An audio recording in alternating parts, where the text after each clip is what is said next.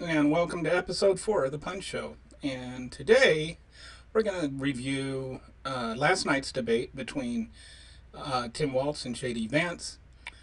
And there are actually 16 different lies that I count from J.D. Vance. Basically, every single answer he gave was a lie. And I'm not just talking about a little lie, I'm talking about, in many cases, just opposite of true lies. Um, so this is why I think we need live fact checks, because if he said it all very well, he was very slick. He was very used car salesman. He he said every one of his lies very convincingly. So if you're just a typical person that doesn't follow politics, you might go walk away from that thinking that everything he said was true and believe it and think that, oh wow, so he's not, as bad as people think.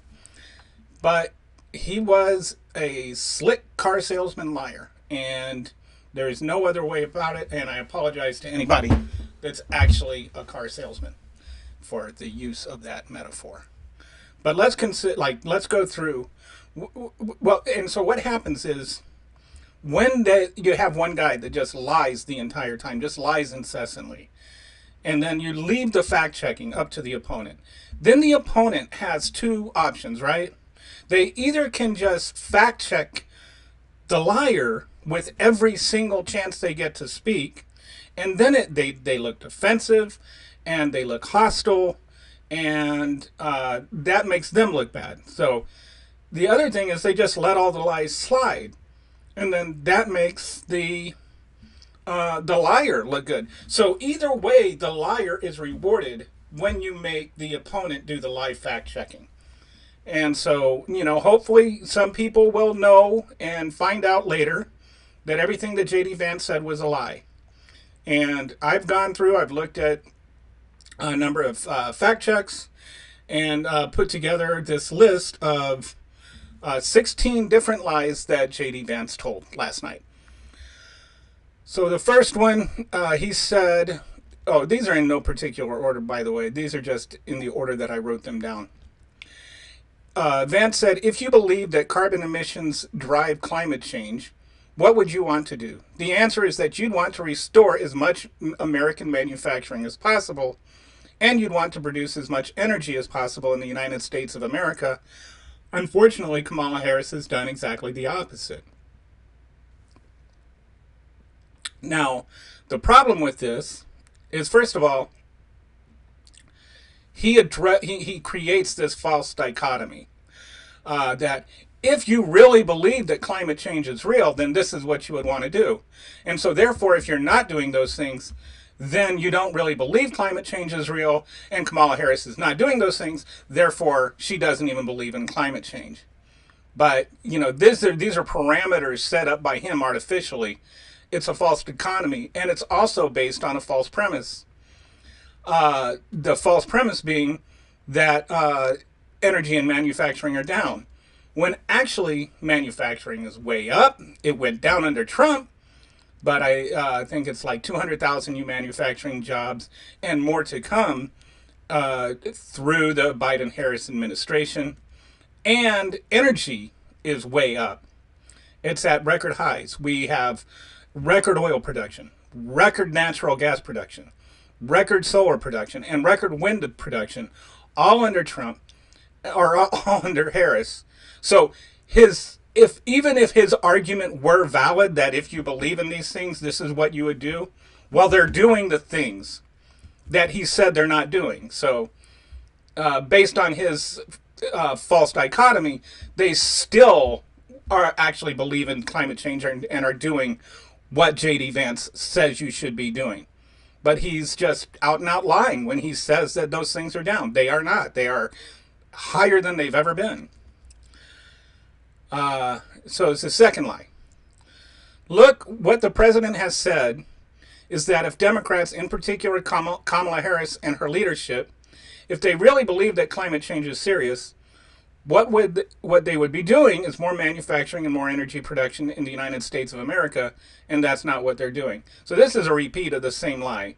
But I wanted to emphasize something else about this is that Donald Trump has never said that.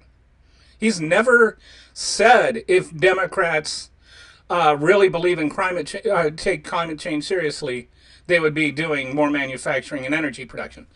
He hasn't said that. That is something that J.D. Vance made up out of full cloth. And in fact, Trump repeatedly has called climate change a hoax and criticized them for what they are doing for climate change. He criticizes wind and solar by just weird things like talking about, how it causes bird cancer or whatever, and all kinds of crazy talk about batteries and sharks. He goes on these long, rambling, incoherent, nonsensical, meandering, nonsensical, I don't know, tirades about it. But he doesn't have the vaguest understanding of it. So, Van's sitting here trying to say, like, oh, this is all he says, and it's not all he says, and it's the opposite of what he says. It was just an outright lie. So Vance said, and then I think you make it harder for illegal aliens to undercut the wages of American workers. A lot of people will go home if they can't work. Oh, so this was on the mass deportations, by the way. And so Vance said on that, and then I think if you make it harder for illegal aliens to undercut the wages of American workers, a lot of people will go home if they can't work for less than minimum wage in our own country. And by the way, that will be really good for our workers who just want to earn a fair wage for doing a good day's work. And so this ties into the debunked and very wrong notion that these illegal aliens are taking jobs from American workers. And the truth is that right now we are at full employment. We've been at full employment for several years. And we actually have more people employed right now than at any time in American history. And even the percentage of people that have jobs is at an all-time high. So where are these workers that are not getting jobs because the undocumented workers have them? They don't exist. This is total fiction. And then the other thing is, when you talk about mass deportations, you have to consider that right now we have about 20% of our GDP is dependent on immigration labor, and a lot of that is undocumented workers. And especially when you look at some of the areas where they work, such as in agriculture, they basically, if you just want to round it off, you can say about half of our food comes from undocumented workers. And so what happens is, if you do mass deportations like this, then it's not like all of a sudden a bunch of Americans are going to go, oh yeah, I want to go and, harvest strawberries in the heat. And, I'm going to leave my $75,000 a year job for this $35,000 a year job. That's not going to happen. These are not jobs that Americans want, and they're not going to want them just because they're created. So what happens is, if you deport them, it's not like you lose, half of that farm loses half of its employees, so it loses half of its food or half of whatever it does. It shuts down completely, because that half of what they're producing is all of their profit.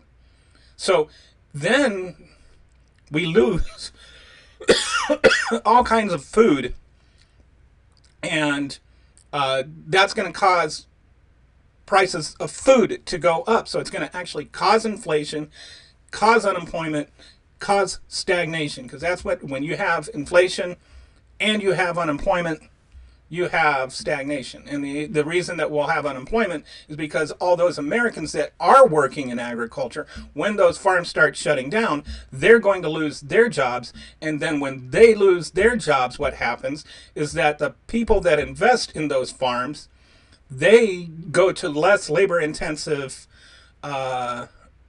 ways of investing their money. So there's estimates that for every million jobs that are deported, you actually have a net loss of 80,000 jobs, in addition to the deportations. So that's another million jobs that are lost because of people reinvesting in other areas. So you have unemployment going up, inflation going up, and that's stagnation. That is the result of mass deportations.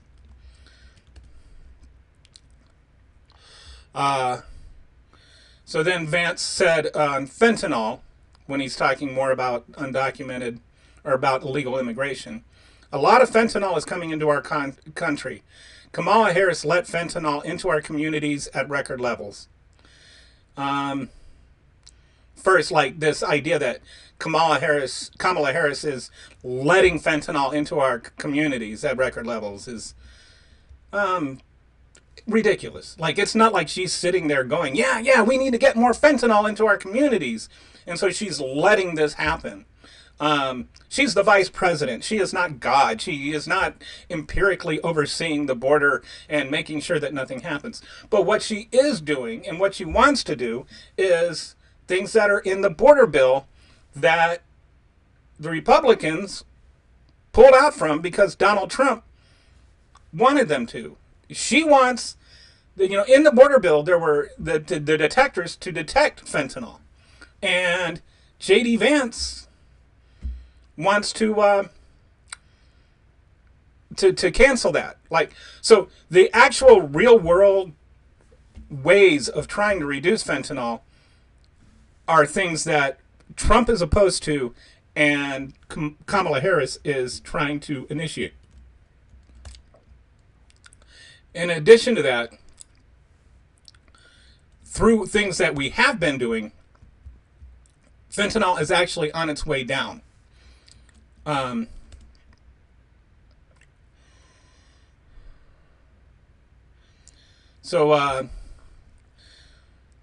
Vance said on the tax cuts, if you look at what was so different about Donald Trump's tax cuts, even from previous Republican tax cut plans, is that a lot of these resources went to giving more take-home pay to middle-class and working-class Americans. It was passed in 2017, and you saw an American economic boom unlike we've ever seen in a generation in this country.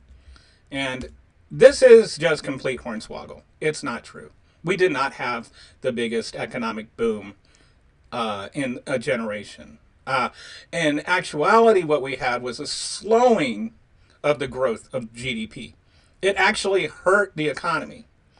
It didn't cause a recession or anything, but it did cause the economy's growth to slow, according to the Congressional Budget Office. And yes, middle-class people saw a slight difference in their taxes. $500 a month on average, so like $40 a month, or $500 a year on average, so like $40 a month. So you can pay for your Netflix subscription with all your tax savings.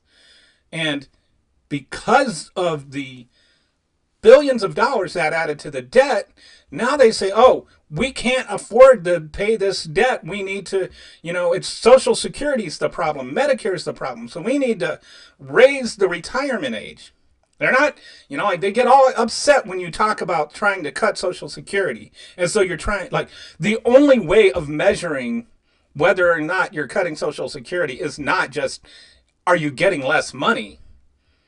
If you have to work 2 extra years of your life, that is cutting Social Security. It's cutting 2 years off of your retirement. And considering Not everybody even has 2 years after their retirement these days. Um, yeah, not a good idea. I'd rather lose that $500 a year and, retire earlier. So, like, I don't want to work until I'm in my 70s. Uh, then on top of that, half of the tax cuts went to the top 10%, and a quarter of them went to the top 1%. So it's not even true that the ones that really saw the benefit of these tax cuts were the middle class. And you'll see like some really skewed things about, well, actually, the middle class, like the bottom 60% had their tax burden reduced by 60%. But the thing is, most of those people don't pay federal income tax anyway, and they pay so little that, it's not like they're saving all of this money. If you look at it as a dollar amount, the bottom 60% saved $500 a year, and the top 10% saved $60,000 a year. So, not quite the same thing. The next one, Vance said that on the Affordable Care Act, and this is hilarious. I think you can make a really good argument that Trump salvaged Obamacare, which was doing disastrously until Donald Trump came about. Donald Trump could have destroyed the program. Instead, he worked in a bipartisan way to ensure that Americans had access to affordable care. No, he did not. He did not do any of that. He actually tried so hard to get rid of it. And the Republicans in Congress voted again and again and again to try and overturn it. And they finally got to the Senate.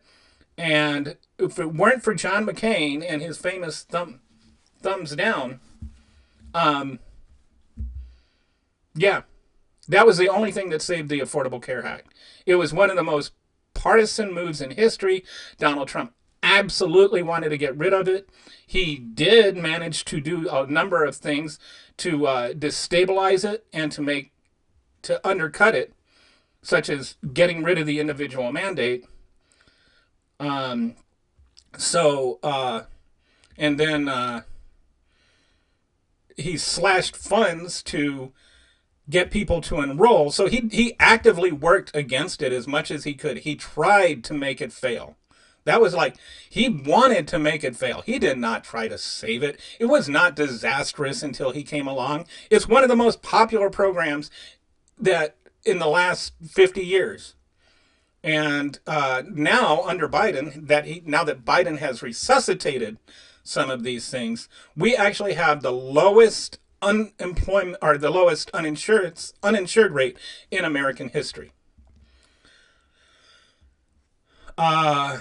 So then,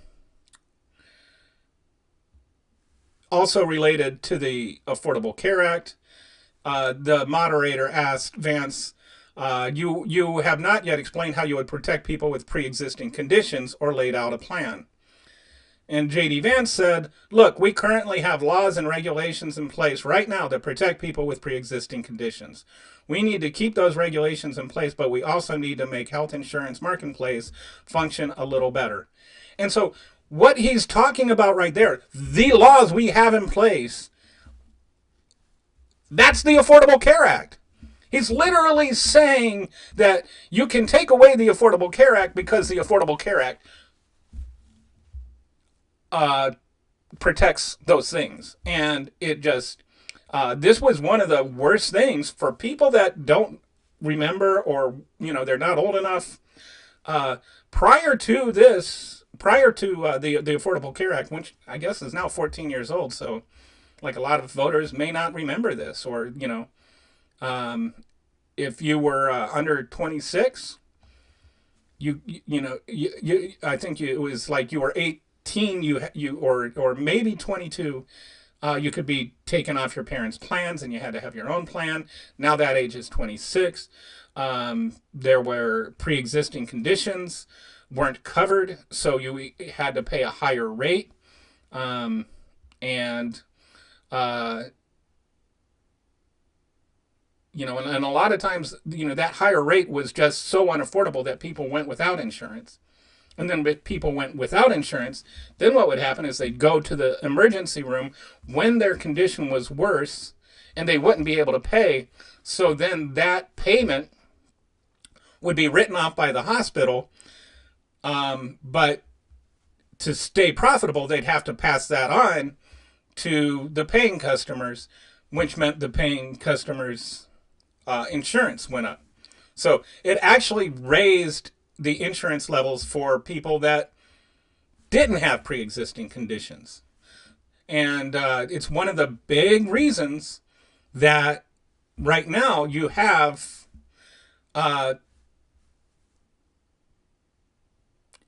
so much lower uninsurance.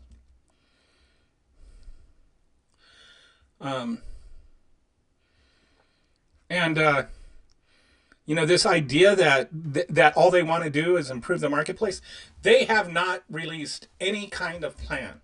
And one of the most famous quotes from the first debate was when Trump said, "Oh, I have concepts of a plan." The man has been running for office for the last 10 years, and he has said so many times that he's going to release his plan in 2 weeks. And he's never released a plan. He's never said anything at all about what he's going to do that's better. And now it's even backtracked to concepts of a plan. But J.D. Vance is there sitting there saying, "Oh, we just want to improve the marketplace." Well, okay, if you want to improve the marketplace, why don't you come up with a plan to improve the marketplace instead of just saying that's what you want to do? You have never offered a plan. Trump has never offered a plan. Not a single Republican has ever offered any idea of how they're going to do these things. All they do is just try to get rid of the Affordable Care Act because Obama passed it and they don't like Obama. So then Vance, lie number 8. Thanks to Kamala Harris' open border, we've seen massive influx in the number of illegal guns run by the Mexican drug cartel. And this is an outlandish lie because it's not thanks to Kamala Harris' open borders, and we, again, don't have open borders. But the irony is that it's actually Mexico that is getting the influx of guns. The gun trafficking is going into Mexico. It's not coming out of Mexico. We're the ones that produce all the guns. So those guns are going to Mexico. They're not coming from Mexico.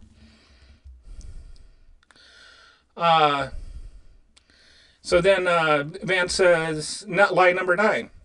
Another driver of the gun violence epidemic is the terrible gun violence problem in a lot of our big cities. And this is why we have to empower law enforcement to arrest the bad guys, put them away, and take gun offenders off the streets. Okay, first of all, violence in big cities is down. And this is a lie they just keep perpetually telling. Even though the FBI statistics are, unequivocal on this, gun violence is down. It's almost down below its pre-pandemic level, and it actually spiked under Trump. And the whole point of gun control is not to get rid of guns. It's to get guns out of the hands of bad guys and people that should not have them. That's why it's called gun control. We're just trying to control who has the guns, and only the good guys can have guns. That's the whole point of it. And they keep trying to make it sound like, oh, every single election, Obama's going to take away your guns. Bill Clinton's going to take away your guns. Joe Biden's going to take away your guns. Hillary Clinton's going to take away your guns. They keep saying that the Democrats are going to take away your guns. Nobody's ever tried to take away your guns.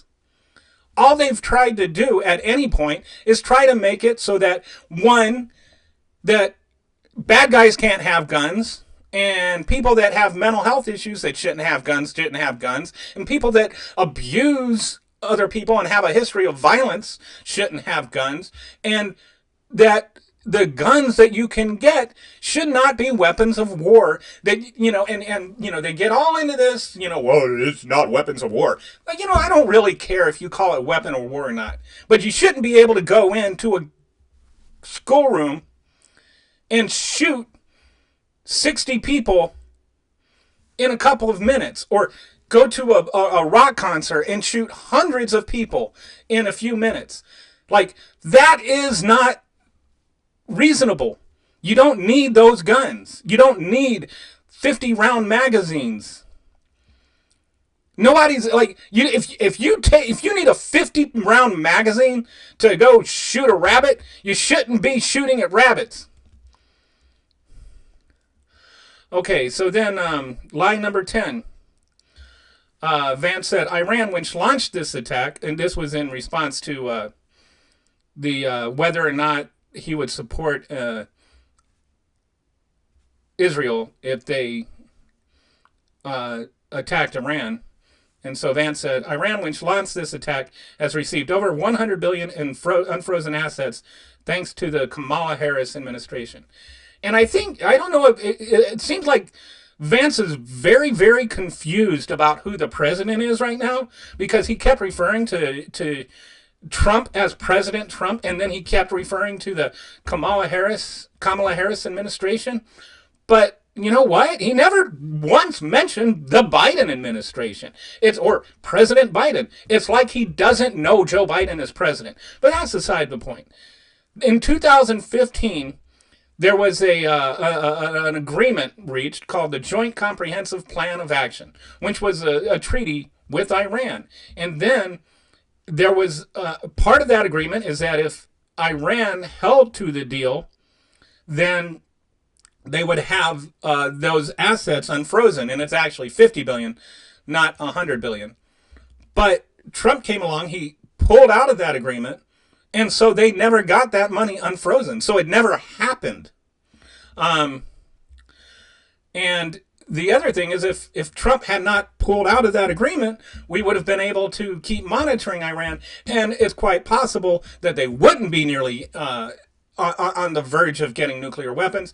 And it would also be quite possible that they would have never been able to do the things that have led to this, getting to the brink of war with Israel. So then lie number 11, he said, right now in this country, we have 320,000 children that the Department of Homeland Security has effectively lost. Some of them have been sex trafficked, and some of them, hopefully, are at homes with their families. Some of them have been used as drug trafficking mules. The real family separation policy in this country is, unfortunately, Kamala Harris's wide open southern border. And this is just another, evil lie. There's no other way to put it. First of all, what he's referring to is this report from the Department of Homeland Security, which is,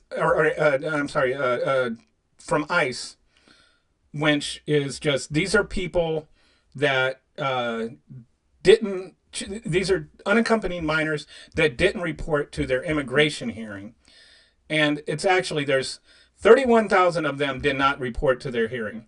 And another 291,000 have not yet had court notices. Okay, so he's adding these two numbers together as though it's like anybody that has not been to immigration court is missing. And that's just a bogus assertion. And even a lot of the ones that did not show up for their immigration hearing they didn't show up does not mean that they're missing. It just means that they didn't show up for their hearing. There's a lot of reasons they may not have shown up for their hearing. One of which is that they didn't know about their hearing. When one of the things that the Republicans have been doing is, like shipping people all over the place, and like with Remain in Mexico, and so there's no way to we don't know what address they're at. It doesn't mean that they're being smuggled by drug mules or whatever. It just means that because of the way that they're being shipped all over the place, we can't find them. And that's, to notify them of the court hearing. It doesn't mean that, they're automatically drug muled. And the thing is that this report actually goes back to 2019, when guess who was president in 2019 and 2020? And guess who was the one that was implemented Remain in Mexico and then blocked them from being able to come over? They would tell people, here's your court date. And then they would change the court date. And then they'd say, oh, you didn't show up for your court date. So there's a lot of, that number is just ridiculous. We don't know. To suggest that there's 325,000 missing children based on this is just ludicrous. And then the other thing is the 291,000. The reason that they have not gotten court dates is because most of them have applied for asylum, and if they apply for asylum, they don't have to go to immigration court because they have an asylum officer to hear their case. This is just about ICE immigration court hearings. That's all it is, and they've taken that, if you haven't been to an immigration court hearing yet, then that means that you are, you're being, sex trafficked or something like that. Which is, there's just no evidence at all that that's the case. So then another thing, Vance talked about Harris being the drug czar again, which is not a thing. She with Harris becoming the border czar, and she was never appointed a border czar. That is something that right-wing media and right-wing politicians have made up. It's never happened. You cannot find Joe Biden talking about Kamala Harris being a drug czar or being a border czar, because it's never happened. What happened is she was appointed with finding the root causes of migration from three countries: Guatemala, Honduras, and El Salvador. And this is known as Central America's Northern Triangle. And it was, at the time, this was one of the main driving forces of people coming up and trying to cross the border. Well, now that's 30% of what it was, and it's because of a lot of things that Kamala Harris has implemented. Not the least of which is she got $5 billion in commitments, and $1 billion of it has already been spent by private investors in those countries. So, like American companies are investing in those countries, and then because there's jobs there and there's a way to be employed, then they're not coming up here, they're staying there. Because they actually, they want to stay with their families. They just need a means of survival. And so she's actually solving the problem instead of getting into this political nonsense that the Republicans are. So then the next slide, line number 13, Vance said, you've got housing that is totally unaffordable because we have brought in millions of illegal immigrants to compete with Americans for scarce homes. And again, this idea that we are bringing in immigrants. Like there is some sort, like one of the things that's really annoying me is the way that the Republicans act like the Democrats are actively recruiting illegal immigrants, and it's just a lie. Yeah, why wasn't Trump recruiting illegal immigrants when there was an immigration crisis the entire 4 years that he was president? It was a national emergency. He talked about literally sending the U.S. military to go like shoot immigrants and asylum seekers. But now all of a sudden it's like we're not the only change in policy is there's only two changes in policy. One is we got rid of Remain in Mexico, and that's for a few reasons, but mostly because it's inhumane, and the across the board, like virtually every human rights organization criticized it because the asylum seekers and the immigrants in Mexico were targeted by criminal organizations.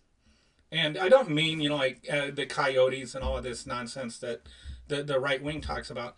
I mean, like robbery, rape, murder, like violent crimes. They were targeted by the cartels. They were targeted just by like by the everyday criminals in Mexico because Mexico didn't care. So if you rob somebody and you would never have to worry about getting investigated or arrested for it. The conviction rate for people that the conviction rate for the crimes against asylum seekers in Mexico is less than 5%. So you almost were guaranteed of getting away with whatever crime you were committing. And so because of that, and then also we got rid of Title 42, which was a temporary emergency order because of COVID. And so, like, unless you want to say that we're still in an emergency with COVID, then you have to say that it's time to get rid of Title 42. So those two things are the only differences in policy. As far as the Border Patrol goes, we've actually enlarged the Border Patrol. We've done things to make the Border Patrol more effective. It is not that there is a policy to get rid of the Border Patrol or to say, just go ahead, just come on over. That's just nonsense. And I defy anybody that says we have open borders to go to Mexico and then try to come back without showing your passport or your driver's license or ID or anything. Just see if we have open borders or not. Go ahead. I dare you to try. And if you don't dare to try, then stop saying we have open borders. Anyway, I digress. We're talking about the housing prices. There are about 3 million, I think it's 3.2 million houses that are, owned by illegal immigrants. They're not buying up all of the houses. The actual reason that we don't have that we do have a housing shortage, there's a few reasons, and one of them is that we're just not building new houses anymore. Since 2008, we've been at a like we're just not building houses, and so then because we're building fewer homes, supply goes down while demand is going up. So that's part of the problem. We just have fewer homes. It doesn't have anything to do with undocumented workers. Another part of the problem is that when they're looking at how to classify homes, there's three different categories. There's the low cost homes, medium cost homes, and high cost homes. The low cost homes are the ones that are usually the ones that people buy when they're first time home buyers. and uh, 20 in the fourth quarter of 2023, which is the latest data we have, 26% of low cost homes were bought by investors.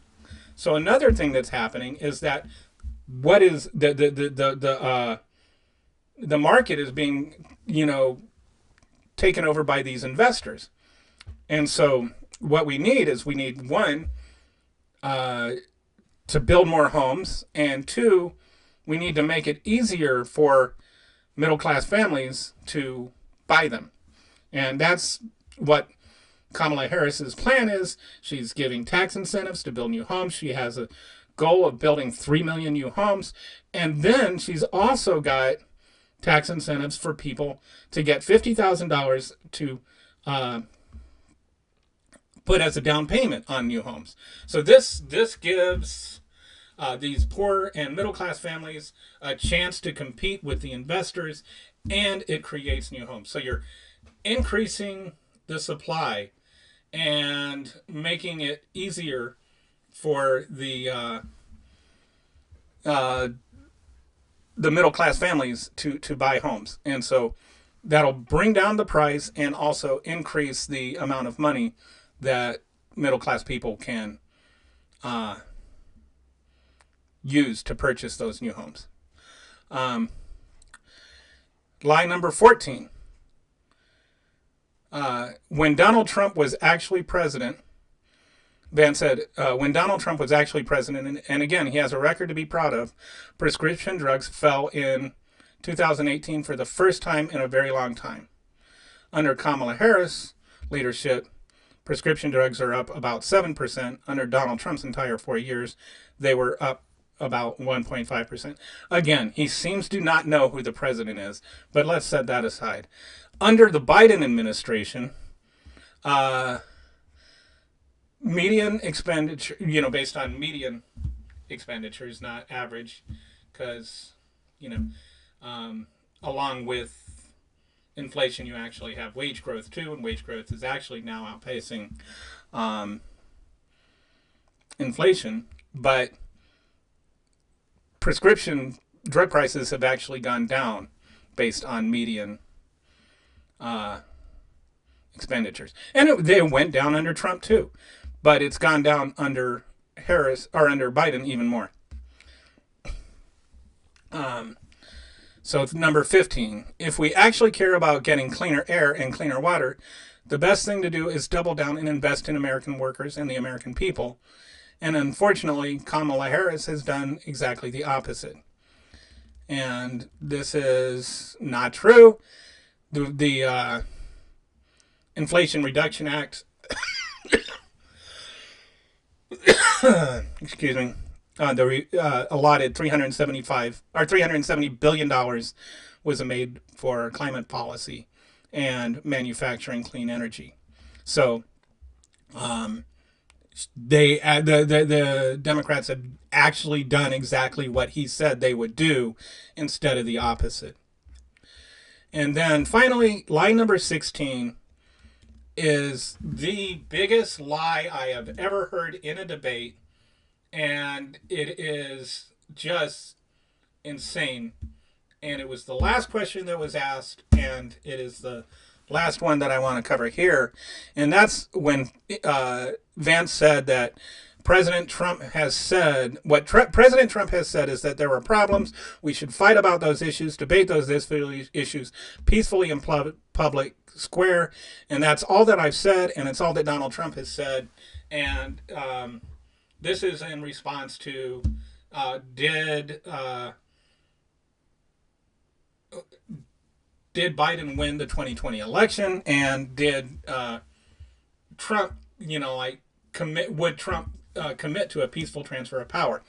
And so he's suggesting that there was nothing unique or different about the 2020 election, and just pretending away that January 6th even happened or that Donald Trump had anything to do with it. And because he said, the word peacefully one time in his speech does not mean that he, was committing to a peaceful transfer of power. It just meant that he was covering his ass. It had nothing. He sat there, and I really wish a reporter would ask him this question. Why did you sit there and watch what was happening in the Capitol on January 6th for hours without doing anything about it? Why did you do that? And he's going to, of course, lie about it. But, at least he would be asked about it. And so this idea that because on January 20th, Donald Trump didn't try and get his people to attack the Capitol building again does not mean he committed to a peaceful transfer of power. And it's offensive. It is offensive to anyone who voted ever that Donald Trump committed, what was really, just committing to the peaceful transfer of power. Or that, there were just real complaints, real problems with the 2020 election. No, there weren't. There wasn't a single problem with the 2020 election. There was not one single thing that was wrong with the 2020 election. And this notion that there was some sort of, stealing going on or whatever, it's just complete and total horse crap. And this is just an offensive lie. And then, so, I think Tim Walz really, so he said, who won the election? And then Vance tried to make it about Kamala Harris censoring people or whatever made up thing that they're, going on about. But then Vance said, that is a damning Waltz said, that is a damning non-answer. And that was, to me, the most quotable thing from the entire debate. But let's not equivocate on this. Let's not, beat around the bush. Everything that Vance said was a lie. And he might have been smooth and he might have been polished in his lies, but they were still lies. And when your entire platform is nothing but lies, then you've got to reevaluate your platform. Why is it that Vance cannot tell the truth? Because if he tells the truth, there's no way they can win the election. So anyway, that's today's Pun Show. Hopefully, someday I will actually include some puns in the Pun Show. All right, here's one for you. The it's kind of relevant. Why? Okay. Did you know? Or let me put it. The Trump administration, or the Trump campaign, is the first one in American history that actually retreated when they decided to advance.